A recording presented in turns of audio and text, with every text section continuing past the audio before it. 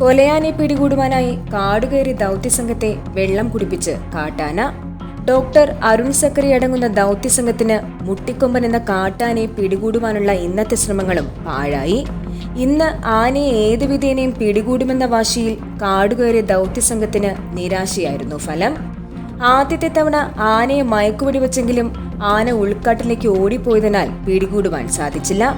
അതിനുശേഷം പലപ്പോഴും ആനയെ നേരിട്ട് കാണാൻ സാധിച്ചെങ്കിലും പിടികൂടുവാൻ സാഹചര്യങ്ങൾ കിട്ടിയില്ല. ഇതിനെ തുടർന്ന് കൂടുതൽ വനപാലകരെ കാട്ടാനയ്ക്ക് വേണ്ടിയുള്ള തിരച്ചിലിൽ ഉൾപ്പെടുത്തിയിട്ടുണ്ട്. അതേസമയം ദൗത്യസംഘം ആനയെ മനഃപൂർവ്വമാണ് പിടിക്കാത്തതെന്ന പരാതിയുമായി നാട്ടുകാരും രംഗത്ത് വന്നിട്ടുണ്ട്.